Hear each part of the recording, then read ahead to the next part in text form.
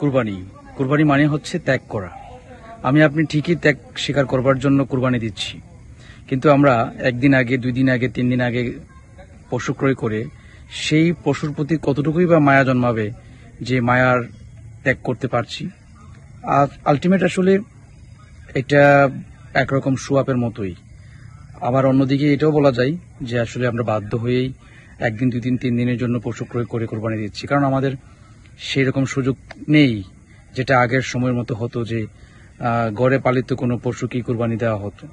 তবে আমার আপনার কোরবানি কতটুকু পছন্দনীয় হবে আল্লাহর কাছে তা জানি না, তবে আমার বিশ্বাস যারা দীর্ঘদিন পশুটিকে লালন পালন করেছে তাদের যে ত্যাগ, সেই ত্যাগ আমি আপনি দেখার পরে মনে হবে অবশ্যই আমার আপনার ত্যাগের চেয়ে তাদের ত্যাগ অনেক বেশি।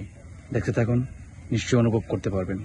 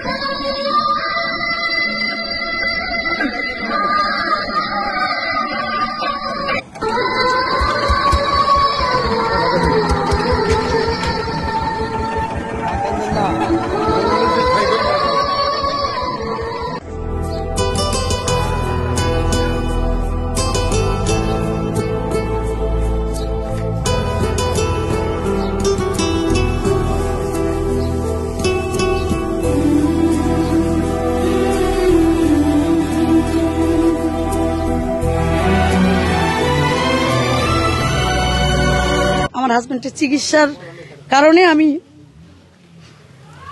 ওকে 5 লক্ষ টাকা আমি দাবি করছি। যদি কোনো সহৃদয় ব্যক্তি থাকে, আসলে কি বলবো আমি জানি না, আমার বাসায় ছোট বড় সবাই কান্না করবে। আমার হাজবেন্ড বলে আমার 2টা ছেলে, আমার বড় ছেলে 6 বছর, বলে ওহি আমার ছেলে, রাজা আমার ছেলে। কিছু মধ্যবিত্ত ঘরের মানুষ থাকে না, যে কাউকে বলতে পারে না নিজের কষ্টের কথা, হঠাৎ জন্য আমার খুব কষ্ট হয়।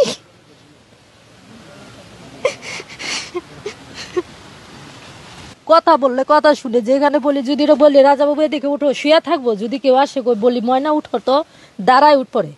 এই যে দেখলেন না আপনাদের সামনে ডাক দিলাম, উঠা পড়ছে। এমনি খুব লক্ষ্মী, বড় হইলে কি কথা মানে খুব। শখের বাহাদুরকে বিক্রি করে হজে যাওয়ার স্বপ্ন শহীদার রহমানের, আর তাই বাহাদুর নামের গরুটি লালন পালনে কোনো কমতি রাখেননি তিনি। বাহাদুর নামের এই গরুটি তার এতটাই প্রিয় যে 3 বেলা গোখাদ্যের পাশাপাশি তাকে প্রতিদিন কলা, কমলা, আপেল সহ নানান ফলমূল খাওয়ান শহীদার। এটা বিক্রি করে আমি হজে যাব আর কি, এরকম একটা মনে মনে নিয়ত করছি। আমরা যদি স্বামী স্ত্রী 2 জনে যাইতে পারি তাও আলহামদুলিল্লাহ। আমার নাতি আছে, মানে ওদের জন্য যদি আমি আঙ্গুর, ফল, কলা, কমলা নিয়ে আসি, ওখান থেকে ওকেও আমি প্রতিদিনে খাওয়াই।